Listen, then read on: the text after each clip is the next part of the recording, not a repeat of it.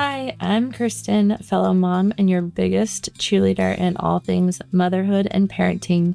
My husband and I co founded Parker Baby Co. with one mission in mind: to nurture and grow strong families. And that mission continues right here on Rude Conversations. So grab a cozy drink, take a deep breath, and remember, you're not alone in this journey. Hi, everyone. Welcome back to Rooted Conversations. This week is our monthly Motherhood Moments episode where it's just me, and it's just a shorter episode of just me blabbing. So, thanks for being here. My name is Kirsten Hebner, and I am the co-founder of Parker Baby Co. and Parker Kids. And so it's May. Mother's Day is in a few days. I don't know. It's the end of the school year. It's just constant crazy, like bus, club, another club. It's just like event after event after event with my kids. And I'm just like running around like a chicken with my head cut off, right? That's the saying. um, just like track events and school field trips and school dress up days and band concerts and wear the red shirt with the yellow writing. And just, I don't know if you all feel that way, but this time of year, it's a lot. So I hope you guys are doing okay. But with summer coming up, I just wanted to talk to you guys about things that I did when the kids were little, like to get them outside, because with it being so nice out in the summer and just all the activities that you can do just in your backyard. So water tables, obviously, and those are so good to get at garage sales.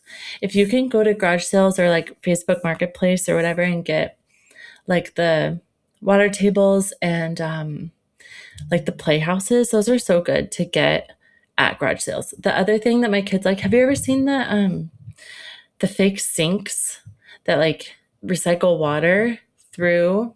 My kids loved playing with that. Anything with water, honestly, is like such a game changer when your kids are little and you can be outside. Ice. I would get ice cube trays and like freeze little like dinosaurs or little, like if you have little like Polly Pocket kind of doll things, and you put those in the ice cube trays and then freeze that, and then they can play with the ice cubes, or you can kind of show them how to melt it. So you can give them like the paintbrushes and get water and paint over the ice cubes with water to make it melt faster, to kind of get to the like prize inside. That one's really fun and takes some time. The other thing is water and food coloring and paintbrushes on the sidewalk or just on paper. Like any art is so good to do in the summer outside because you can be outside and you don't have to have it in the house. The other thing that I loved that my kids did was, if you have magnet tiles, you can take them to, like, if you put the garage door down, you can put the magnet tiles onto the garage door. They like stick to the garage door and they can like make things on the garage door. That one was really fun, and my kids would do that for a long time. Chalk. And sometimes for chalk, you have to sit down with them for a little bit and kind of get them going and show them how to create something first. So one thing that I started to do was I would like draw the road. And then they were in charge of drawing like the McDonald's and the Chick-fil-A and our house and our church and the school and all their grandparents' house. And I always made the road big enough, like down the driveway, down the sidewalk, so that they could kind of like their riding toys or their trikes or whatever, they could kind of ride on that to go to all these different places. And then they start playing make-believe to go to all these places. And that lasts forever. I feel like my kids would do that for a long time, especially if you have those little trike cars if you can make your street kind of big enough to fit one of those cars, those, my kids, if you do not have one of those little trike cars, those were life changing for me. My kids played, I think they'd still play with them, honestly. Um, that and wagons, and then like jump ropes, because that three combo, you can like tie the wagon with the jump rope to the little tyke thing and they would like pull things around. So that's always a really good one. Um, there's things for like chalk paint. That one's fun. And then honestly, like washing your car, they don't do a good job, but like it's still fun. And your car kind of gets washed. Give them some, or if I want to wash my car, I would wash my car and then they would have to wash their bikes or their little trike's car. That one was always fun. Yeah, those are the big ones. And then just hopscotch. I remember being like, oh my gosh, you don't know how to jump on one foot. Sometimes I don't know if you guys have hit like realize this yet, but like there's some days when you're like, oh my gosh, I haven't taught you this yet. Maybe that mental weight hasn't hit everybody or doesn't hit everybody like it has me, but just like how, oh, like it is on solely on me to teach you how to literally do everything. And sometimes I am really bad at my job and I realize that and it hits me in the face. And one of those times was when I realized I hadn't taught my 6-year-old how to jump on one foot or like jump rope. And hopscotch was my way of working on that with them. Pulling weeds, that's kids, they're not all kids, but some kids really enjoy pulling weeds. Yeah, I don't know what else. I'm trying to think what else I did. Really anything with water. We did I stopped because I realized how dangerous they were, but those like mushy beads, those beads that grew in the water, they're like small beads and you put them in water and then it got really big. And then those scared the crap out of me. So I got rid of those, obviously. And I'm really glad I did because now they're like, aren't they really dangerous?